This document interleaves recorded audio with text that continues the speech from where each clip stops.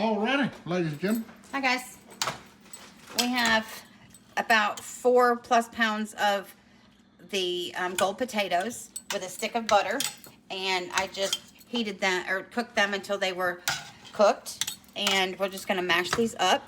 Till they were good and soft. Yes, till they're very good and soft, and then we're going to add some cream cheese.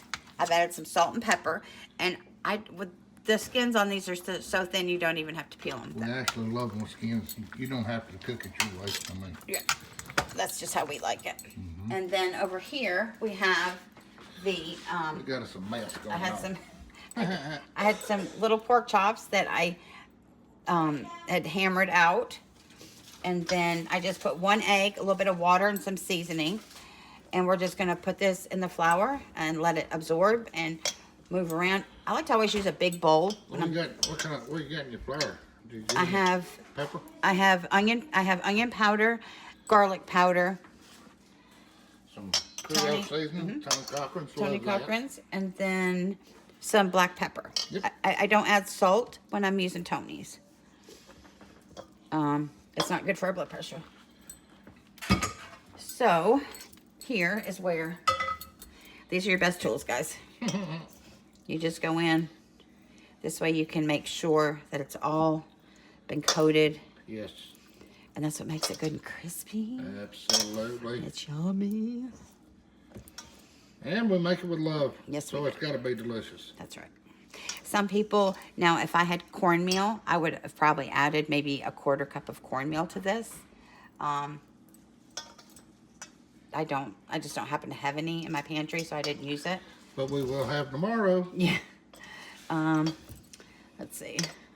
See, just like I said, go through.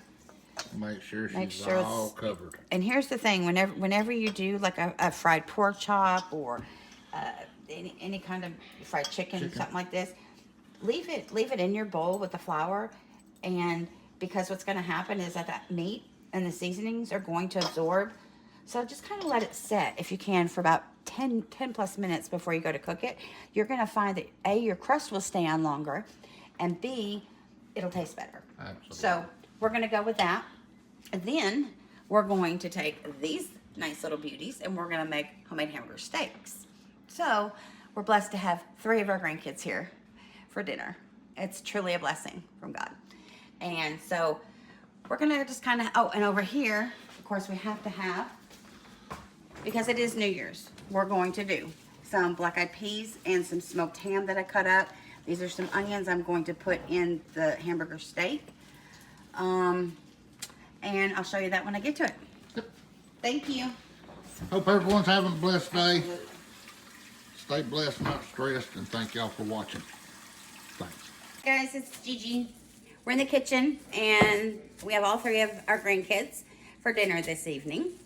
And our little ham hock, he's not able to come because he's too little right now, but he'll be joining us soon. So I started out with thawing out some pork chops that look like that. I just threw them in the sink. I mean, my sink's clean. Then what I do, instead of wasting money on parchment paper or whatever, is I use these great little bags from our groceries.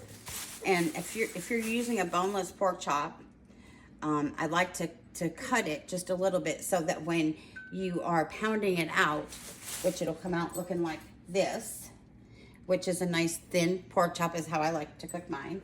So we start with this, and we're gonna pound it out. It's gonna be a little loud. Be sure and use the flat end.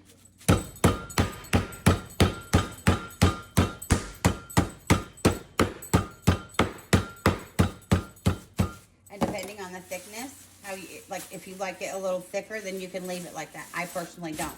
So I'm gonna go a little thinner.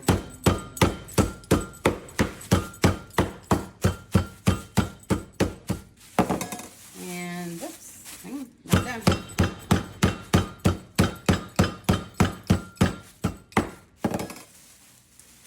And there we go. Again, this size may be a little bit thicker. Do a little bit more, hang on.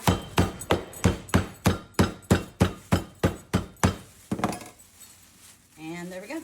So we get a little thicker, a little thinner. And then once we put it in the flour, it's gonna grab the the seasonings, and when we get to that part, I'll show you what that looks like. Thanks.